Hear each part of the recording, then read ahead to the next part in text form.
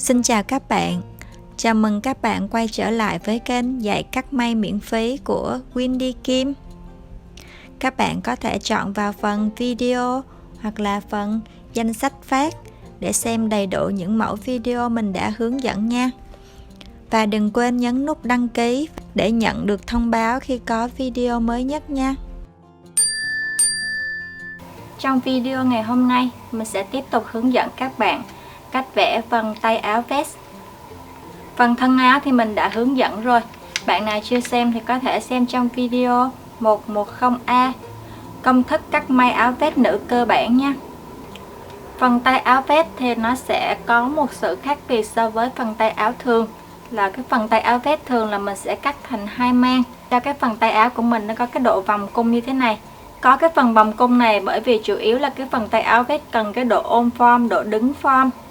Và thường là mình sẽ may cái vải khá là dày. Nếu như mà mình may tay thẳng thì khi mặc nó có thể rất là hay bị gãy ở cái phần khuỷu tay của mình. Nên là mình sẽ sử dụng là phương pháp vẽ hai mang tay cho cái phần tay áo vest này. Để vẽ phần tay thì các bạn sẽ có các số đo như là số đo bắp tay, số đo hạ khuỷu tay, tức là độ dài từ phần đầu vai tới cái phần khuỷu tay, và độ rộng của phần khuỷu tay, tức là cái phần này. Tiếp theo là dài tay và cửa tay. Đầu tiên thì mình sẽ đi vẽ cái phần khung tay trước. Độ dài của phần tay này là 57. Các bạn sẽ kẻ một cái khung của cái phần tay như thế này. Sau đó thì các bạn sẽ đo phần vòng nách. Vòng nách này sẽ là phần vòng nách trên thân áo chứ không phải là vòng nách trên cơ thể nha. Các bạn sẽ phân biệt là vòng nách trên cơ thể và vòng nách trên phần thân áo. Phần áo này bao gồm 4 phần mảnh như thế này thì các bạn sẽ đo từng phần ở đây. Đây, các bạn dùng thước dây đo những cái phần này.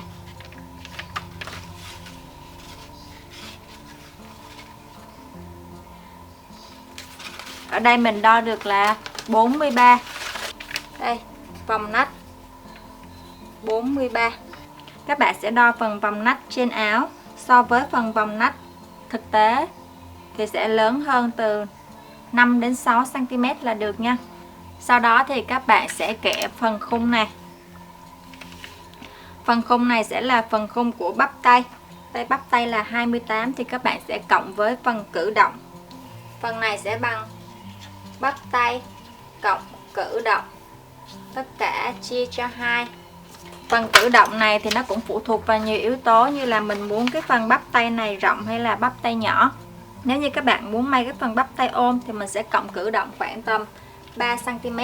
Còn nếu như may cho người lớn hoặc là may cho nam muốn cái phần bắp tay này rộng rãi hơn thì các bạn có thể cộng tới 5 cm nha. Nên là phần cử động này sẽ từ 3 đến 5 cm. Sau đó các bạn sẽ chia cho 2. Mẫu này mình sẽ cộng cử động khoảng như cái phần áo này thì mình chỉ cộng cử động khoảng 3.5 cm thôi. Nên là bắp tay là 28 cộng cử động 3.5 là 31.5. Các bạn chia cho 2 là được 15.75. Đây, từ cái khung này các bạn sẽ lấy ra là 15.75.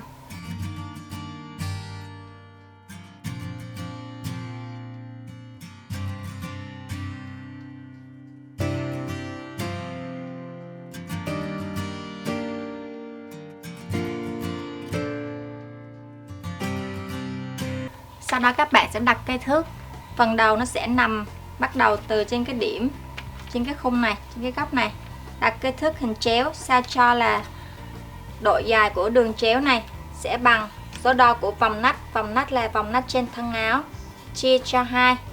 Và mình sẽ cộng khoảng 0.25. Tại sao có cái phần cộng 0.25 này? Nếu như mà các bạn đã theo dõi những cái phần công thức tay áo của mình thì sẽ biết là cái phần tay áo của mình lấy cái phần vòng nách chia cho 2 này thì thường là nó sẽ ra được cái phần tay áo có cái số đo lớn hơn so với phần thân áo khoảng 2 cm. Thì khi mình may, mình đã hướng dẫn trong phần kỹ thuật ráp may tay áo sơ mi thì là cái phần tay nó sẽ có cái độ mỏng hơn so với phần thân áo. Thì với phần tay áo vest thì nó cần độ mỏng nhiều hơn so với phần tay áo thường nữa. Đây, các bạn có thể thấy là cái phần tay nó sẽ hơi phồng nhẹ lên đây chút xíu nè. Nên là mình sẽ cần cộng thêm khoảng 0.25. Đây, 43 chia cho 2 là 21.5 cộng 0.25 là 21.75.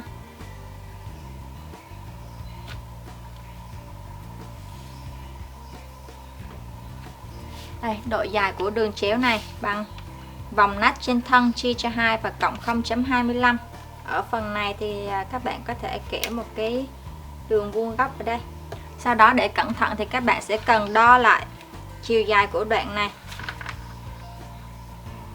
Ở đây mình đo được là 15, là một cái số đo khá là lý tưởng.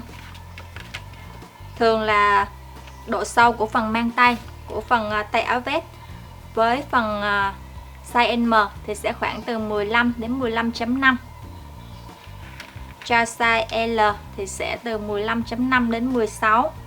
Và nếu như size S thì sẽ khoảng 14.5 đến 15 cm nha. Phần tay áo vest thì nó sẽ chia thành hai mang, một mang tay lớn và một mang tay nhỏ. Thì để xác định phần mang tay lớn và mang tay nhỏ thì mình sẽ từ cái trục chính giữa này các bạn sẽ chia một bên là phần mang tay lớn, một bên là phần mang tay nhỏ. Thì độ chia này có thể từ 3 đến 3.5 cm.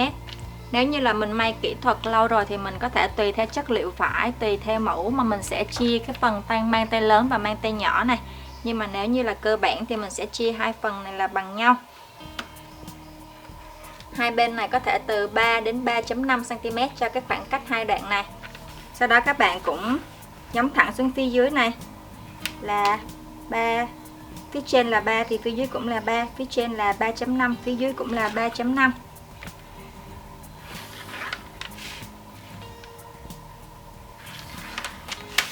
Và trên từ cái phần đường ngang này các bạn sẽ lấy lên là 1 cm. Cả cho mang tay nhỏ và mang tay lớn luôn. Để sao chút nữa mình lượng cong thì cái độ sâu của cái phần tay của mình nó vẫn bằng với cái khoảng cách từ trên này xuống tới đây. Sau đó để vẽ phần mang tay lớn độ cong này thì các bạn sẽ chia đôi cái đoạn này ra. Đánh dấu một điểm chính giữa ở đây. Tiếp tục chia đôi cái đoạn này ra. Đánh dấu một điểm chính giữa ở đây. Và từ điểm này mình sẽ lên thêm là 1 cm. Và tiếp tục chia đoạn này thành hai phần bằng nhau. Sau đó các bạn sẽ nối những cái đoạn này, nối những cái đường chéo này.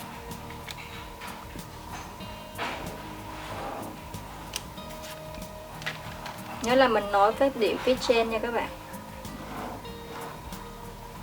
Sau đó các bạn sẽ chia những cái đoạn này thành hai phần bằng nhau. Đánh dấu một điểm chính giữa. Điểm này nó sẽ trùng với cái đường chéo này.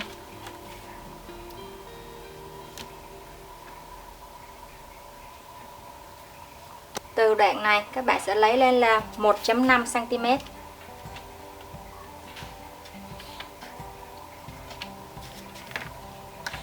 Phần này các bạn cũng lấy lên là 1.5.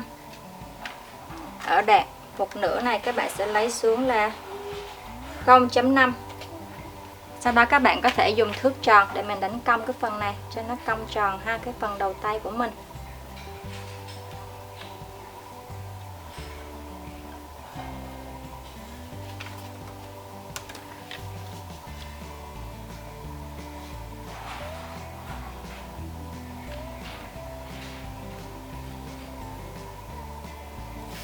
Ở đoạn phía dưới này thì mình sẽ lượng vào trong.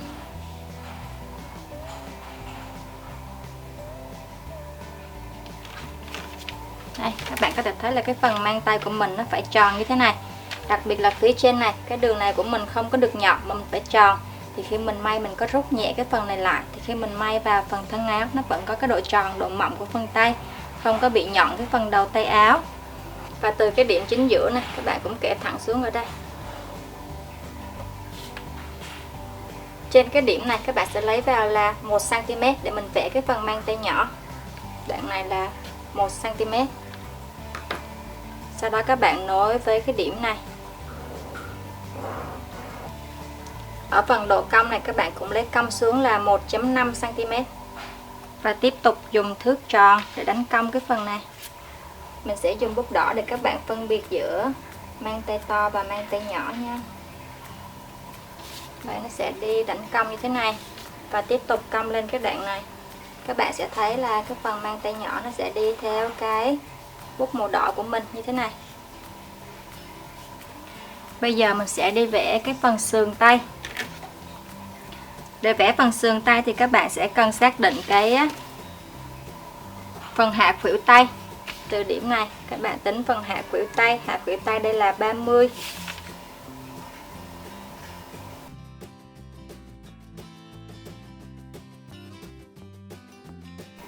Sau đó ở ngay phần khuỷu tay thì mình sẽ lượng vào. Tùy theo phần tay cong hay là tay thẳng mà mình sẽ tính cái độ lượng này. Nếu như mà phần tay bình thường thì mình sẽ lượng khoảng 1 cm. Còn người nào mà cong nhiều thì các bạn có thể lượng ra là 1,5 cm ha. Tùy theo cái người tay thẳng hay là tay cong. Ở đây trung bình tay thẳng mình sẽ lấy vào là 1 cm. Mang tay nhỏ các bạn cũng lấy vào là 1 cm. Nhớ là 2 điểm phân biệt giữa hai cái đường của phần mang tay nhỏ và mang tay lớn nha. Và ở cái phần cửa tay thì với mang tay lớn mình sẽ lượng ra ngoài là 0,5 cm. Tay nhỏ các bạn cũng lượng ra ngoài là 0,5 cm. Sau đó mình có thể dùng phần thước cong vẽ từ cái điểm này vòng ra với phần tay áo của mình.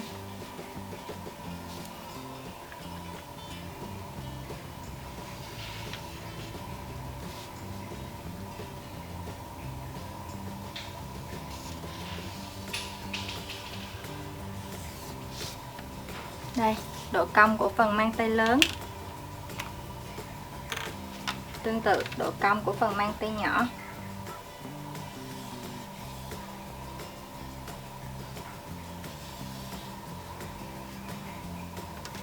Bây giờ để vẽ một cái phần sườn còn lại của phần tay thì các bạn sẽ căn cứ theo khuỷu tay và cửa tay. Đầu tiên là ngay cái phần khuỷu tay này. Khuỷu tay ở đây là 23 thì mình sẽ cần cộng thêm cái phần cử động. Như lúc nãy mình có cộng cái phần cử động bắp tay là 3,5 cm thì phần khuỷu tay này mình cũng cộng tương ứng là khoảng 3 đến 3,5 cm. Thì độ rộng của phần khuỷu tay này các bạn sẽ lấy là bằng khuỷu tay cộng cử động, sau đó chia cho 2. Và bây giờ với mang tay lớn thì các bạn sẽ cộng thêm cái đoạn này.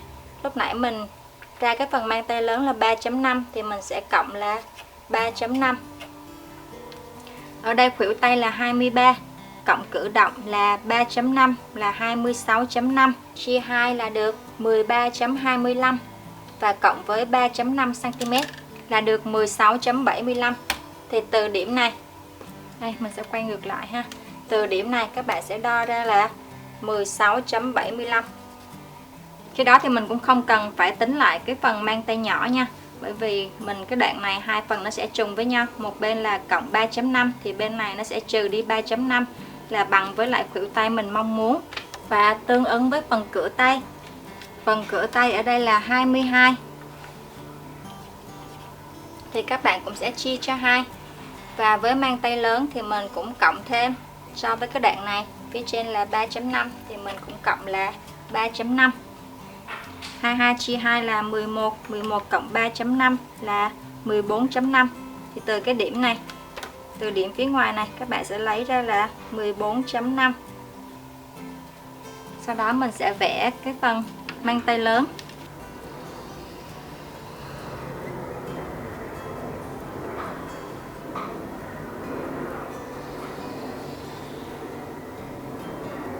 Vẽ tới đây thì các bạn sẽ kéo dài thêm một đoạn khoảng 1 đến 1,5 cm. Các bạn sẽ đặt phần thước vuông góc ở đây để nối ra tạo thành một cái góc vuông ở đây. Đây là góc vuông nha các bạn. Đây là mình được một cái phần hình mang tay lớn như thế này. Và phần cửa tay của mang tay nhỏ thì nó cũng sẽ bằng 22 chia 2 và trừ đi 3,5 thì nó cũng bằng với cái đoạn này. Nên là các bạn cũng kẻ xuống ở đây thôi.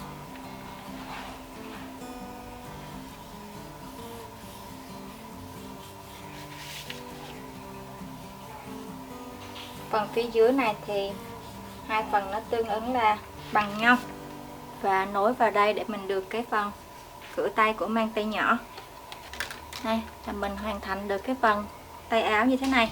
Và trước khi các bạn cắt rời cái phần tay này ra thì các bạn nên đo lại xem là cái độ rộng của cái phần tay áo này. Đây, các bạn đo lại nha. Thứ nhất là mang tay nhỏ 16. Và tiếp theo là mang tay lớn